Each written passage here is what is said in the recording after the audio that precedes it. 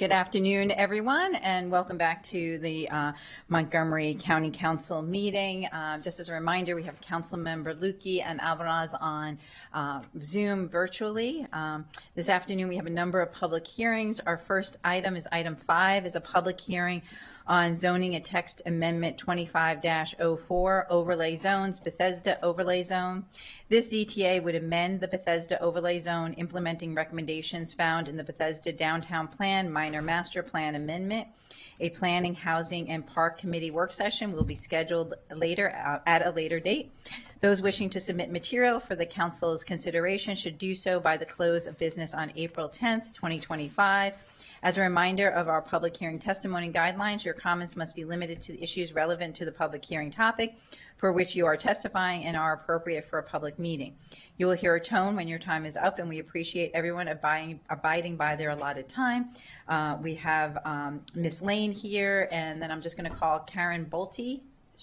We'll wait to see if she gets here, but Ms. Lane, if you want to start. Thank you. Good afternoon, Council President Stewart, Vice President Giwando, and County Council members. My name is Irene Lane, and I serve as the mayor of the town of Chevy Chase, and I appreciate the opportunity to provide comments on the Bethesda Downtown Plan's Minor Master Plan Amendment. The town of Chevy Chase has consistently supported the Bethesda Downtown Plan's goal of encouraging growth while enhancing residents' quality of life. However, the proposal to eliminate the development cap raises two significant concerns. First, much of the approved development remains unbuilt, meaning the full impact of current growth is still unknown. We are already seeing the strain on infrastructure. For example, recently when we requested an adjustment to the traffic signal at Wisconsin Avenue and Bradley Boulevard, the county's transportation management section responded that, quote, traffic volumes along Wisconsin Avenue and Bradley Boulevard have returned to pre-pandemic levels, and motorists are experiencing delays that they have not experienced for several years.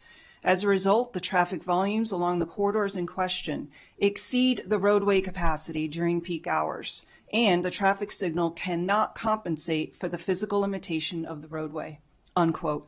If we're already surpassing roadway capacity, how can we justify removing a tool designed to help manage growth? Second, eliminating the cap also eliminates the comprehensive evaluation process and ensures development aligns with the plan's objectives. Without this process, we lose a holistic view of the cumulative development impacts and the ability to make timely, informed adjustments. To address these concerns, we recommend establishing periodic data-driven reviews to assess the cumulative impacts of development, incorporating community input. While site plan reviews, monitoring reports, and growth and infrastructure policy metrics provide some insights, they fail to capture the broader picture. For instance, the 2024 Bethesda Annual Monitoring Report presented to the Planning Board earlier this year identified school capacity and traffic challenges, but provided no framework to address them. Our written testimony suggests key metrics that should be tracked within this comprehensive review. These metrics, combined with a comprehensive review process, would not only address resident concerns, but offer developers greater predictability by ensuring Bethesda's infrastructure keeps pace with growth. The recent MMPA process itself highlights why these reviews are essential. It surfaced key recommendations such as increasing the park impact payment and eliminating the use or lose provision, and that would not have emerged from project-specific reviews alone. In conclusion, eliminating the development cap without providing for a structured review process, perhaps undertaken every 5 years, removes the opportunity to assess progress and adjust policies as needed. Regular comprehensive reviews based on updated data would allow for adaptive, responsible growth that aligns with both current needs and long-term aspirations. Thank you for your time and consideration. Thank you very much, Mayor Lane. We're going to now go to the virtual public testimony and go to Alexander Campbell. Hello, my name is Alex Campbell. I'm a student at UMD and also a resident in Bethesda. I am here to express my strong support for the ZTA and lifting the development cap in Bethesda. Removing the cap is crucial to achieving the goals of the Bethesda Minor Master Plan because it gives the investors the certainty needed to invest in Bethesda, that investments here are safe and worthwhile. And continued private investment is so important because it funds new public recreation centers and new permanent, deeply affordable housing units, all at no cost to the county and taxpayers. Beyond deeply affordable housing units, spurring new market rate housing will increase housing supply and help address our region's growing housing crisis. This is an especially important point for me. As a young person, my future in this county is uncertain. Despite us being a growing demographic nationwide, Montgomery County has lost tens of thousands of young working people between the ages of 25 and 34 in the past 20 years. This is largely due to housing costs being unaffordable. We have heard concerns that we don't have enough data about the effects of building more housing. This is simply not true. The academic literature is very clear. Building more housing lowers housing costs, and not building more housing in dense urban cores contributes to urban sprawl, which will increase traffic, increase pollution, and stretch our infrastructure farther. It will actually cost Montgomery County more to not build dense housing. Our county planners, the experts on these matters, have made it abundantly clear that to realize the vision outlined in the 2017 downtown plan, namely more abundant housing, economic growth, and improved public infrastructure, we must lift the development cap. This is a unique opportunity to promote sustainable growth, prosperity, and an enhanced quality of life for those who live in Bethesda. I urge you to vote in favor of this CTA. Thank you. Thank you. Let's see. I think we will keep this hearing open to see if Ms. Bolte is able to attend before we finish the others. Again, thank you, Mayor Lane. We will now move on to item 6, which is a public hearing on expedited bill 9-25. Technical corrections. This bill would correct technical, typographical, grammatical, reference, drafting, and codification errors in and make stylistic, clarifying, conforming amendments to various provisions of county law. Council action is scheduled for later in the meeting. There are no registered speakers for this hearing. The public hearing is now closed. Next is item 7, is a public hearing on expedited bill 10-25, personnel and human resources, hiring displaced federal workers. This bill would establish a preference in county hiring for displaced federal workers and generally amend the law concerning personnel and human resources. A Government Operations and Fiscal Policy Committee work session will be scheduled at a later date. Those wishing to submit material for the Council's consideration should do so by the close of business on April 10th, 2025. As a reminder of our public hearing testimony guidelines, your comments must be limited to issues relevant to the public hearing topic for which you are testifying and are appropriate for a public meeting. You will hear a tone when your time is up, and we appreciate everyone abiding by their allotted time. We have 3 people who are registered to speak in person. We have Tricia Swanson, Linda Gutierrez, and Jacob Goodman. And Ms. Swanson, you can kick us off when you're ready.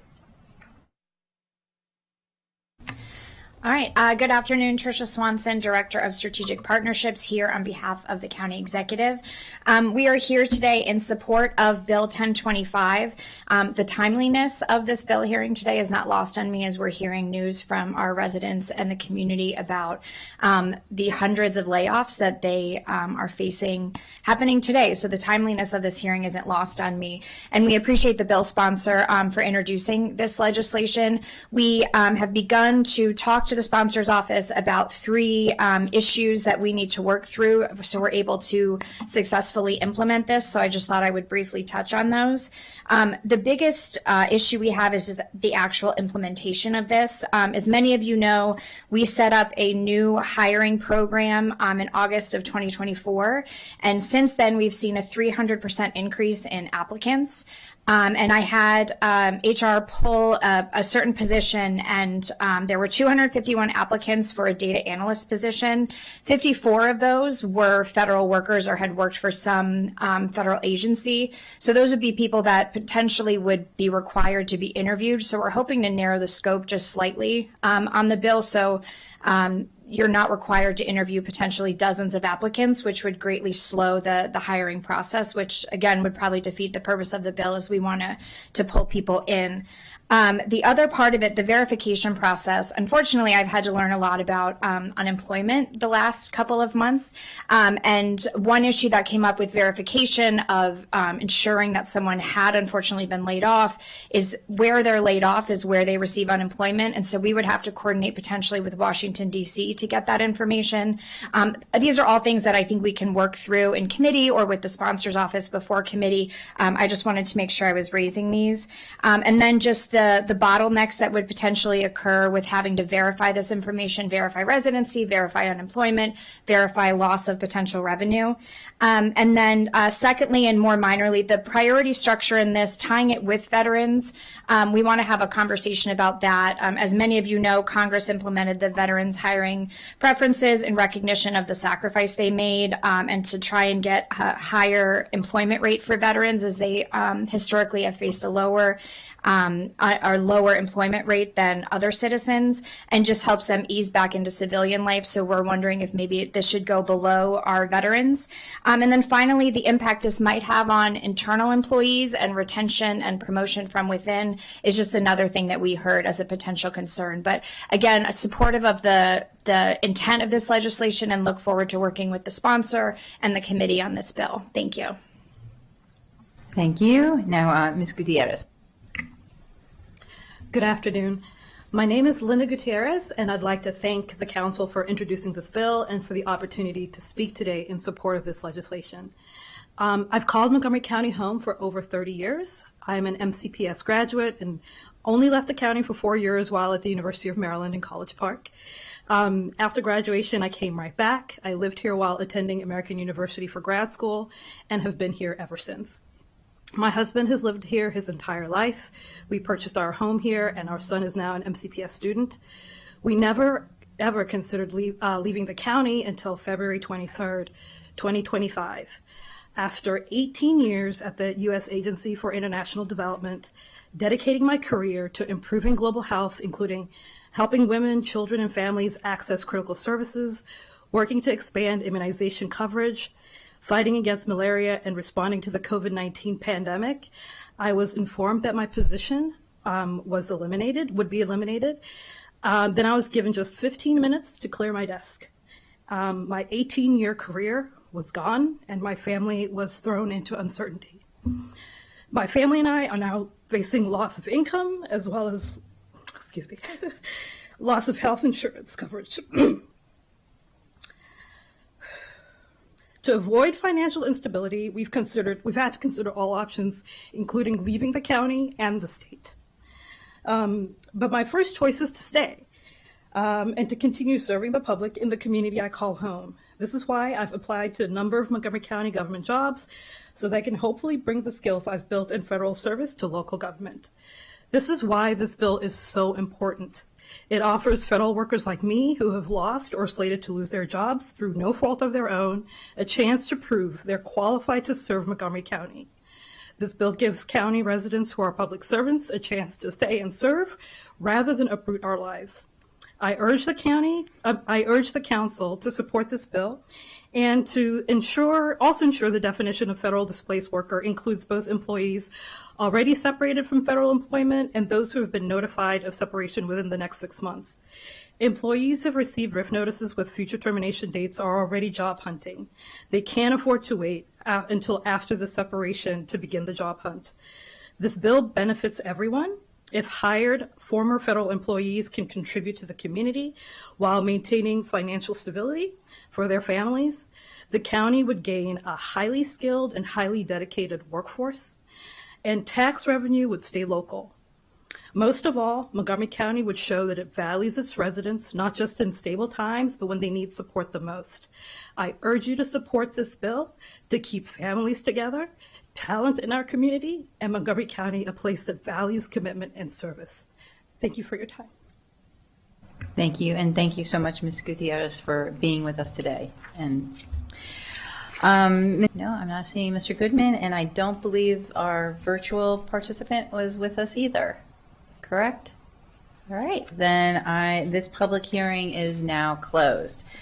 Item 8 is a public hearing on a resolution to approve supplemental appropriation 25-66 to the FY25 operating budget, Montgomery County Government, Office of the County Executive, UM3 Institute for Health Computing, non-departmental account in the amount of $3 million. The source of funds is a federal grant.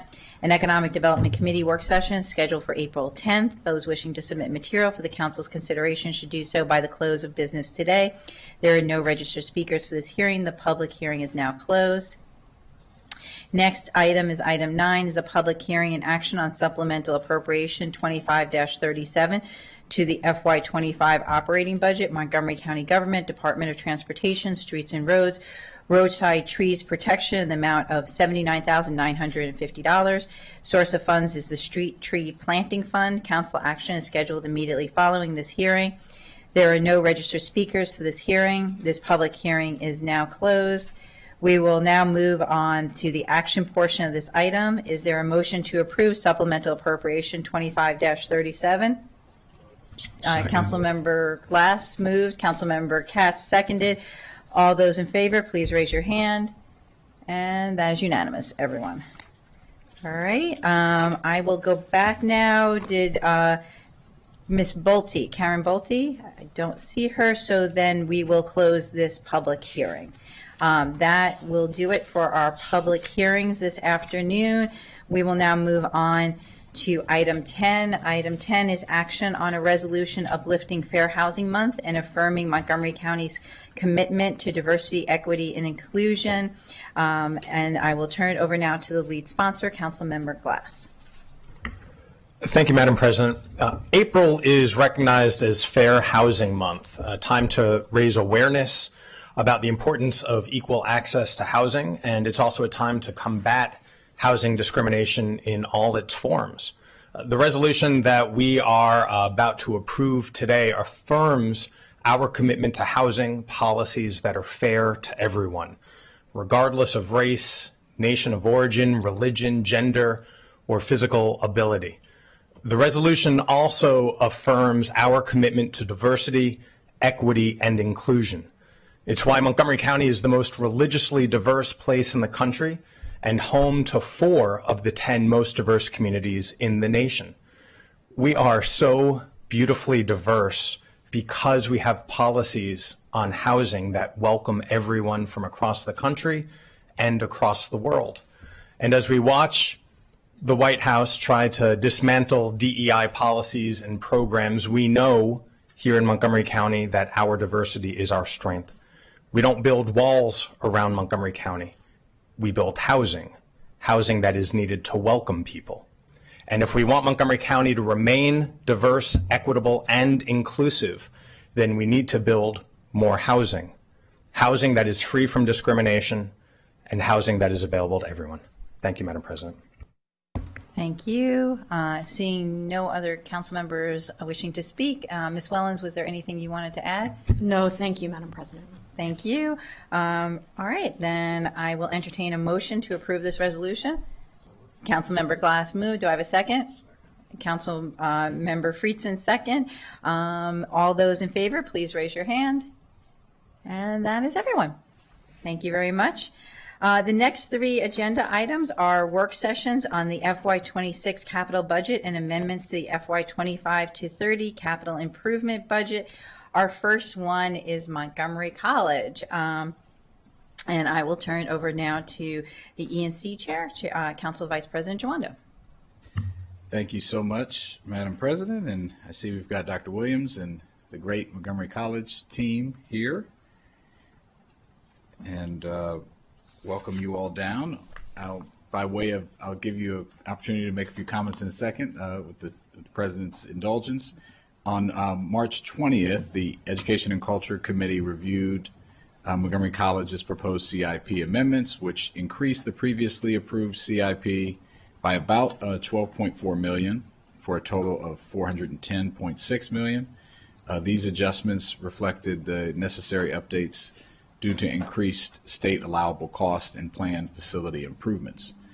Some of the highlights include that we're very excited about, and I know Councilmember Balcom will be excited, renovations of the Germantown and Rockville campuses, and library renovations, capital renewal projects as well. And the committee unanimously recommended approval of these amendments, recognizing the very important role that our community college, I've noticed you've been saying our community college more, I've tried to take up on that, plays in workforce development and higher education access. So I will turn to Dr. Williams if there's anything you wanted to add, and then to Mr. Prouty if there's anything I missed. Thank you very much. Thank you very much, Vice President Jawando. Thank you, President Stewart. Thank you to all the council members for everything you do day in and day out. I would just amplify what you said to compliment. We are the community's college, even during this time of tumult. As you just mentioned, Councilmember Glass, and I know resonates with everyone. We stay committed to diversity, equity, and inclusion.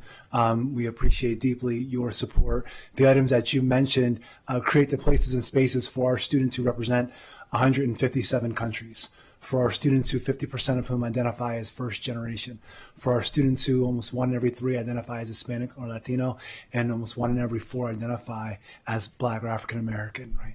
Our students who about 11% identify as Asian. It creates those opportunities for them to learn, to grow. It creates opportunities for us to meet our educational mission. It also creates opportunities for us to provide for our community at large, like the more than 100 displaced federal workers in regards to life sciences specifically, who we had a job fair for yesterday with about 10 organizations on there, conducting interviews, doing resume review, doing headshots.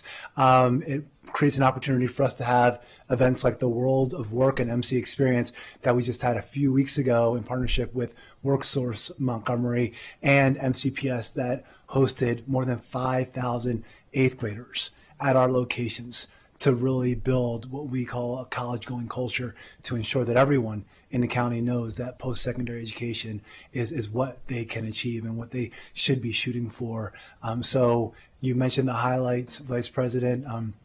This will keep us moving in a direction to provide those wonderful places and spaces for our students, our faculty and staff, and the entire community. So again, I say thank you for that. Thank you for your investment. Thank you for ensuring that we can contribute and continue our ROI of $1.4 billion a year into the economy. We're thriving. 7% enrollment increase year over year, and we're serving even more students. So on that note, I will be brief. Thank you for the opportunity to talk, and just appreciate all of your support.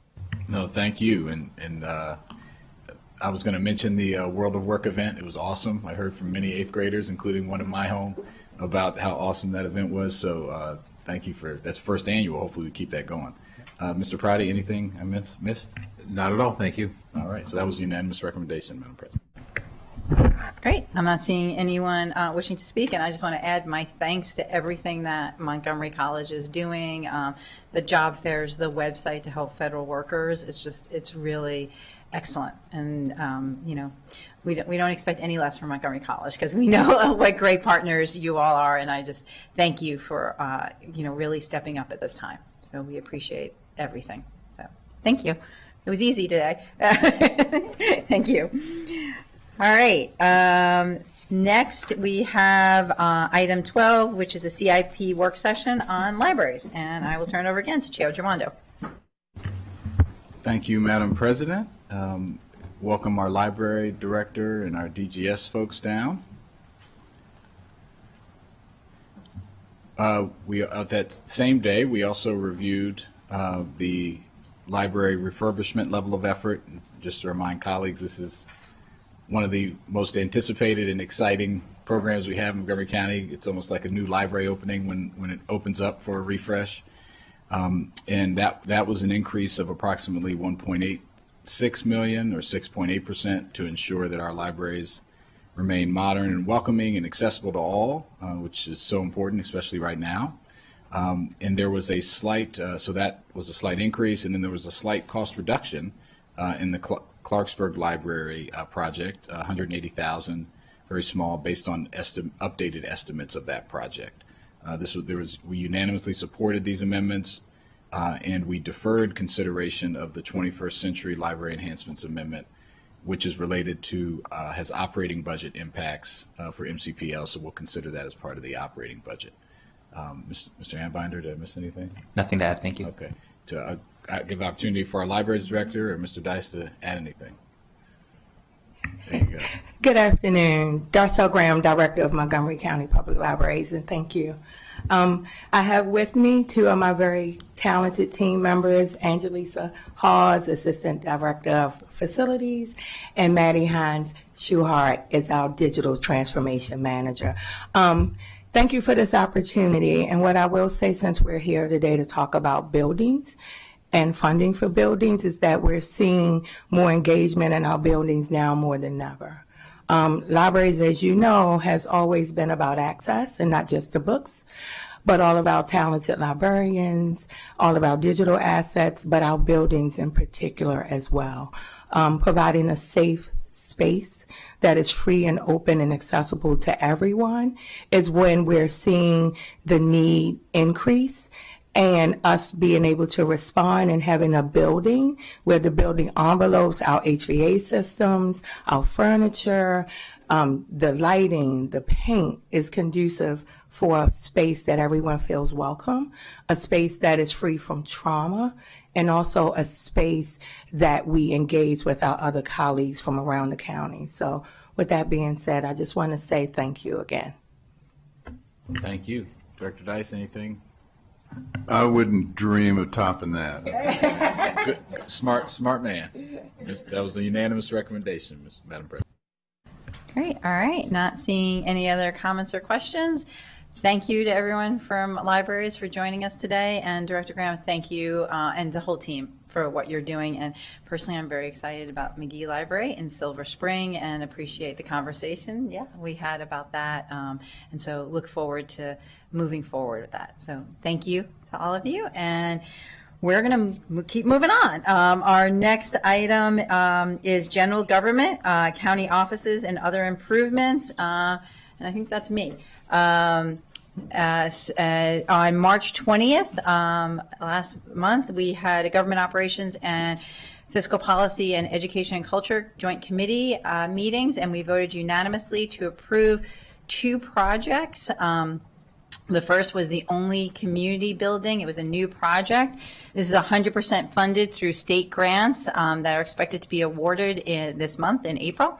It provides for land acquisition and renovations to provide a community center for only. Council approval of a resolution is required to create a CIP amendment in FY25 to move forward on the land acquisition in FY25, and we did that this morning in our consent calendar. The second project is the only infant and toddler program site improvements. This is also a new project, 100% funded through state grants program in the state's FY24 capital budget. It provides for renovations to the ITP site at Rosa Parks Middle School and only. DGS will administer the funding while Montgomery County Public Schools will manage the project. And so those were the 2 projects discussed by the joint committee. Mr. Dice, do you have anything on that, or Mr. Mia? No. No. All right, then I think we will, that was a unanimous recommendation. We will move on then. On the same day, the Government Operations Committee also voted unanimously to approve the following projects as requested by the executive on January 15th. They included the Brookville Depot HVAC system, the council office building renovations, elevator modernization, including an FY25 supplemental appropriation request, Exelon Pepco merger fund, facility planning for the Montgomery County government, facility site selection for our county government, lactation rooms in county buildings. The Government Operations Committee voted unanimously to defer review and approval of the next couple of projects due to additional amendments requested by the executive in his March 14th transmittal. These projects will be reviewed by the committee in April. They include the Americans with Disabilities Act compliance and energy conservation for Montgomery County government. And those were the recommendations from the GO committee that afternoon. Mr. Mia or Mr. Dice, anything else? Nope. Thank you very much. All right. And I'm not seeing anything from anyone else. So we are done with the CIP review until more later. Thank you, everyone. All right, now we have a call for bills for final reading. We're moving on to our legislative session. This is day number 8 and agenda item 14. We have 4 bills for final reading today.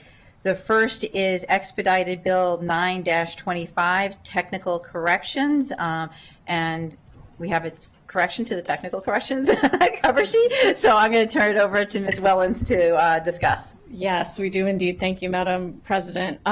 So the technical corrections bill, as you know, is a bill that the council enacts once every few years to clean up the code in terms of any grammatical errors or numbering, formatting errors, drafting errors.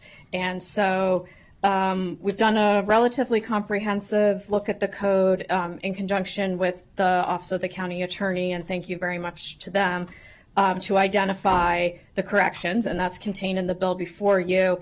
The correction to the correction is that on the cover memo, council staff had identified an additional correction that we wanted to ask you to add to the technical corrections bill. However, I'd like to withdraw that request because we realized that the original drafting wasn't actually correct. So sorry for any confusion.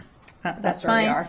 Thank you. So we will, we're looking at the bill as was introduced. I'm not seeing any questions here, so I'll entertain a motion to approve this bill. Councilmember Friesen moved. Councilmember Sales second. All those in favor? Oh, this is a roll call vote. Councilmember Lukey? Yes. Councilmember Lukey votes yes. Councilmember Mink? Yes. Councilmember Mink votes yes. Councilmember Sales? Yes. Councilmember Sales votes yes. Councilmember Friesen? Yes. Councilmember Friesen votes yes. Councilmember Glass? Yes. Councilmember Glass votes yes. Councilmember Katz? Yes. Councilmember Katz votes yes. Councilmember Albornoz? Yes. Councilmember Albornoz votes yes. Councilmember Finding Gonzalez? Yes. Councilmember Finding Gonzalez votes yes. Councilmember Balcom? Yes. Councilmember Balcom votes yes. Councilmember Joando? Yes. Councilmember Joando votes yes. Councilmember Stewart? Yes. Councilmember Stewart votes yes. Great. Thank you very much. All right. Now we move on to item number 14B, and that's final action on Bill 1-25, Public Safety, Emergency Medical Services, Insurance Reimbursement Amendments. The Public Safety Committee recommends enactment. I'll turn it over to Chair Katz. Thank you very much, Madam President. Bill 125, Public Safety, Emergency Medical Services, Insurance Reimbursement Amendments. The lead sponsor was Council President on behalf of the County Executive. This bill amends the law governing insurance reimbursement to all fire and rescue personnel to ask for insurance coverage information for specific purposes of providing transportation to an alternative destination or provide treatment in place. The Public Safety Committee held a work session on March 17th and recommended 3-0 in support of Bill 125 as introduced. With your approval, Madam President, I'd like to turn it over to Legislative Attorney Jim Orgozylak for any other information. He actually knows how to pronounce his name. He does. I don't, but he does. All right. Well, Councilmember, that was very good. You know, take 3 shots at it, you'll get it. It was the third one. Yeah, that's it. Not much to add. I'll just note that the bill generally conforms to recommendations made by the Maryland Institute for Emergency Medical Services Systems and the Maryland Healthcare Commission in a report directed by state law. There were minimal impacts in all 4 of the impact statements. And next step is a roll call vote. Great. Thank you, Mr. Ogorzelek. All right, then may I have a motion? She's been practicing. I have been practicing. Can I have a motion to approve Bill 1-25? Councilmember Katz moved. Councilmember Fanning Gonzalez second. All those in favor, please raise your hand. Oh, roll call. Roll call. I got. Councilmember Lukey? Yes. Councilmember Lukey votes yes. Councilmember Mink? Yes. Councilmember Mink votes yes. Councilmember Sales? Yes. Councilmember Sales votes yes. Councilmember Friesen? Yes. Councilmember Friesen votes yes. Councilmember Glass? Yes. Councilmember Glass votes yes. Councilmember Katz? Yes. Councilmember Katz votes yes. Councilmember Albornoz? Yes. Councilmember Albornoz votes yes. Councilmember Finding Gonzalez? Yes. Councilmember Finding Gonzalez votes yes. Councilmember Balcom? Yes. Councilmember Balcom votes yes. Councilmember Jawando? Yes. Councilmember Jawando votes yes. Councilmember Stewart? Yes. Councilmember Stewart votes yes. Thank you. All right. Our next bill for final reading is Bill 3-25, Homeowners Tax Credit County Supplement Amendments. The Government Operations and Fiscal Policy Committee recommends enactment. The three of us introduced it, so it's a good thing we all agreed to it in committee. I will say this, the homeowners tax credit is a progressive tax credit that is administered by the state. Montgomery County has a supplemental portion of it, and what we looked at as a committee was to increase the eligibility for residents who live in Montgomery County, who are on fixed incomes or who are lower income, in order to have them have more people be eligible for this tax credit. Approximately 13,000 households will now be eligible for the credit who weren't prior to increasing the eligibility amounts. And I will say, just as we've been having a lot of conversations about assessments and what's happening in the county with our federal workforce, that looking at ways to assist residents who are seeing increases in their assessments. This is one way to do it, and to do it in a progressive way, really focusing on residents who are on fixed incomes or who are lower income. And I will turn it over to Councilmember Friedson now. Thank you so much, Madam President and Madam Chair. In this case, really appreciate your partnership and leadership here, as well as Councilmember Katz. It's been a long effort here in trying to address these challenges, which are really focused on the affordability challenges that our residents are facing. We've seen property tax assessments continue to rise, upwards of 40% for many of our residents, especially for homeowners on fixed or limited incomes. They're facing significant housing affordability challenges, and they are in desperate need of relief. And that was even before all of these draconian and callous actions at the federal level that are leaving so many in our community with deep levels of uncertainty about their jobs and their incomes and their livelihoods. This expansion to 13,000 households who are at risk of losing their home, of being able to afford their homes, will be a significant message to them and demonstrate our support for them. And I'm just really pleased that we were able to come together as a committee to reach consensus so that we could provide this tax relief to more homeowners and ensure that moving forward it keeps pace with inflation, so that we can have more residents in our community afford to stay in their homes and age in place in our community and continue to give back and to support a community they've been part of. So thank you for the work and the efforts. Look forward to approving this and providing this much needed relief to our residents who need it the most. Okay, great. Not seeing any other comments. Ms. Wellens, did you have anything on this one? No, nothing to add. Thank you, Madam President. Happy Great. to answer any questions. Great. Well, this is a committee recommendation, and we have a roll call vote, so I'll turn it over to the clerk. Councilmember Lukey? Councilmember Lukey votes yes. Councilmember Mink? Yes. Councilmember Mink votes yes. Councilmember Sales? Yes. Councilmember Sales votes yes. Councilmember Friedson? Yes. Councilmember Friedson votes yes. Councilmember Glass? Yes. Councilmember Glass votes yes. Councilmember Katz? Yes. Councilmember Katz votes yes. Councilmember Albornoz? Yes. Councilmember Albornoz votes yes. Councilmember Finding Gonzalez? Yes. Councilmember Finding Gonzalez votes yes. Councilmember Balcom? Yes. Councilmember Balcom votes yes. Councilmember Jawando? Yes. Councilmember Jawando votes yes. Councilmember Stewart? Yes. Councilmember Stewart votes yes. Thank you. And I do want to just extend a thanks to Mr. Ali, who is here in the audience, just to say thank you for crunching many, many numbers as we looked at this. All right. Our last bill for final reading today is Bill 6-25, Consumer Protection, Defective Tendencies as Deceptive Trade Practices. The Public Safety Committee recommends approval, and I'll turn it over to Chair Katz. Thank you very much, Madam President. Bill 625, Consumer Protection, Defective Tendencies as Deceptive Trade Practices. The lead sponsor is Councilmember Mink, and at the end of what I have to say, if it's with your indulgence, Madam President, I want to turn it over to Councilmember Mink. But co-sponsors are Council President Stewart, Vice President Juando, and Councilmember Lukey.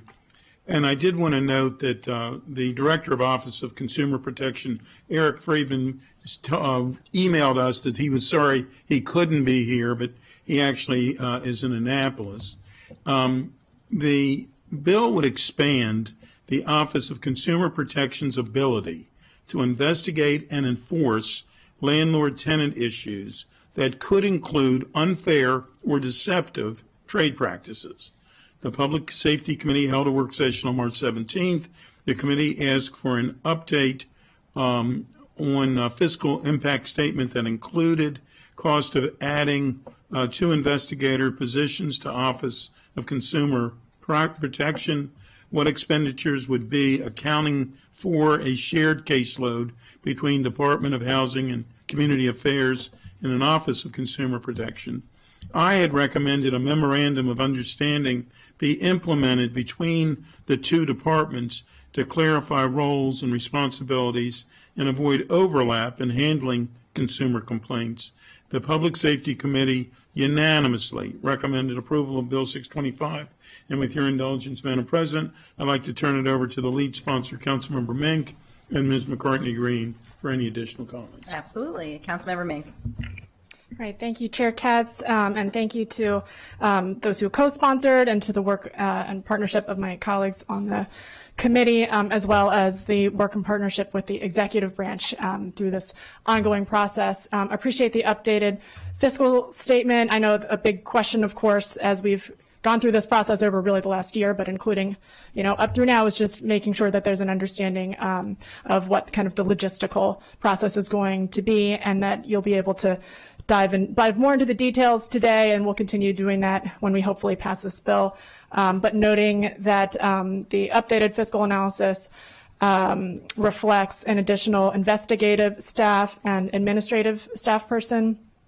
And I think that makes a lot of sense, because obviously what we want to see is deep coordination across offices, and we need somebody who's going to be able to facilitate that to make sure that this is done efficiently and that efforts aren't going to be duplicative. We're not expecting the Office of Consumer Protection to be going out and doing the same work as DHCA's code enforcement, and obviously we want to make sure that they're able to work together and in tandem, and so we have to have somebody who's going to be able to manage that, and then we also need somebody who will be able to pick up investigative pieces as needed on the OCP side, and I'm sure you'll be able to talk more about that. But I'll note also in the fiscal analysis here that we have the revenues are at 0, but I will say that I think that hopefully we will be seeing that that number actually come in a lot better than that, because I know we can't say now, but what that's going to be exactly. But the hope is that this is going to allow us to actually recover the many, many, many unpaid fines that result from DHCA's code enforcement efforts. And we know that there are a lot of unpaid fines that go to district court, and we recover very, very few of those, maybe 4 to 5%-ish of those. And so another tool is very much needed here. So appreciate all the work that has gone into this, and the work of my team as well, and hoping that we can get this done. Thank you. Great. I have a couple of council members who have questions, but Ms. McCartney Green, do you have anything to add to that? Nothing to add. Great. Thank you. Councilmember Albornoz. Thank you, everybody. So a headline here is I support the bill. Makes a lot of sense. I appreciate Councilmember Mink reaching out to me during its development. It was clear she had done, as she always does, her due diligence and spoken to a number of the stakeholders. My questions are pertaining to implementation. We've run into this with our incredible Office of Human Rights and a number of pieces of legislation enacted that also came with recommendations for additional staff that never came. And we're now running into issues in committee and have had several sessions with Director Stowe. There was an OIG report recently done. So I appreciate the support and the recommendation, but what is the plan from the executive branch to bring on these 1 or 2 additional positions? And then if I could also get just an update on the very sound and reasonable recommendation made by the committee chair on an MOU so that we're very clear on who's in whose lane, because I've also seen in the past where there's, with the best of intentions, sometimes confusion that frustrates our constituents and creates some challenges. So if I could just get responses to those two questions on when we plan on seeing the additional staff members added to Director Friedman's important shop, and then also the status of the MOU. Good afternoon. Thank you so much, Councilmember Albornoz, for those questions. For the record, my name is Ken Hartman Espada, Assistant Chief Administrative Officer, and with me, Scott Bruton, Director of Housing and Community Affairs, and Patty Vitale. What's your title, Patty? Investigations Administrator for OCP. Thank you. So to the questions, we will begin work immediately with the Office of Management and Budget to identify strategies for bringing on those two positions. We are working on budget amendments to the FY26 recommended budget. That's one course. Another course would be to identify vacancies that haven't been filled.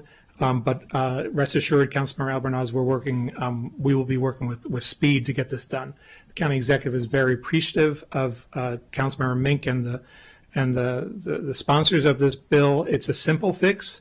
Our goal has never been to create duplication between DHCA and Office of Community Partnerships.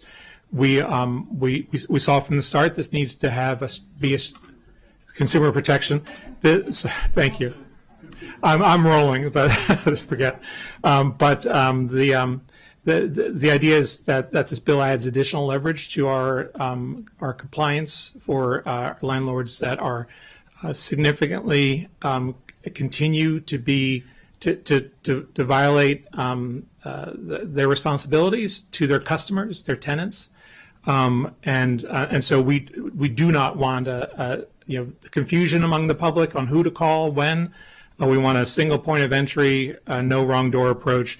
We've talked to the committee about creating standard operating procedures, MOU, potentially, that would define who does what and how this works, so that it can be successful and not another example of a unfunded mandate where no one really knows who's in charge. So thank you so much, Councilmember Albornoz, for those questions, but we will get right on the staffing. I appreciate that. So just to clarify, when do we anticipate that MOU being completed? Like the staffing, we're working immediately. We've already had some discussions between the two departments about who's on first, and we can complete this within the month of April. Great. Thank you. Okay, thank you. Councilmember Balcom. Thank you. Thank you to the sponsors of the bill. I think it's an important discussion to have. I really appreciate Councilmember Katz's request for the MOU. That was one of the issues that I had concerns about when the bill came to us. And very often when we have two departments overseeing something, not only can it cause confusion, but it can cause duplication of effort, but also, as importantly, it can cause gaps in service with one department assuming that the other department is doing X, Y, or Z. And so, I really think that this it adds greatly to the efficacy of the bill. So I appreciate that. And I do just want to state that I know violations occur. We all hear that from constituents, and we know that happens. And we do have a responsibility to make sure that our residents are safe and they have dignity in their homes, and that we do our part to make sure that those violations don't go unchecked and those landlords are held responsible. But I do also want to remind everyone that we have many landlords who take great care of their properties and great care of their tenants. And so I think that this will add to ensuring that all of our residents are safe. And I appreciate the sponsors and moving it forward. Thank you. Thank you. Council Vice President Joando.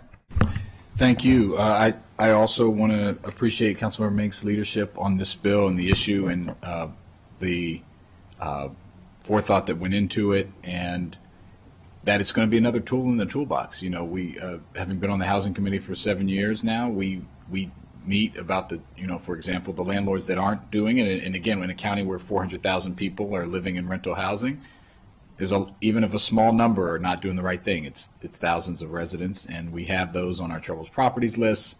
We've reviewed the data, as you know, at DHCA, that by the time it goes through the current process, many fines are not paid, and it's not really serving as the deterrence. And the backed up courts are trying to get through cases as much as possible and say, if you have it fixed by the time you get there 6 months later, you don't have to pay anything, and then we go through the cycle again, and it's not working. So for that population. So hopefully this will be another way, once we figure out the administrability of it, to make sure that folks have habitable housing. So I really appreciate Councilmember Mink and the other co-sponsors, and really looking forward to getting you this authority. Thank you, Madam President. Thank you. All right. Not seeing anyone else who, Councilmember Mink. Just adding a real quick data point, really appreciate all my colleagues for their thoughtful comments and agree with all of them. That in FY24, DHC attempted to recover $1.5 million in unpaid fines and only collected 100,000 of those. So we're leaving a lot of money on the table, and we need a way to access it. And I'm really hopeful that that this will be that way. Thanks.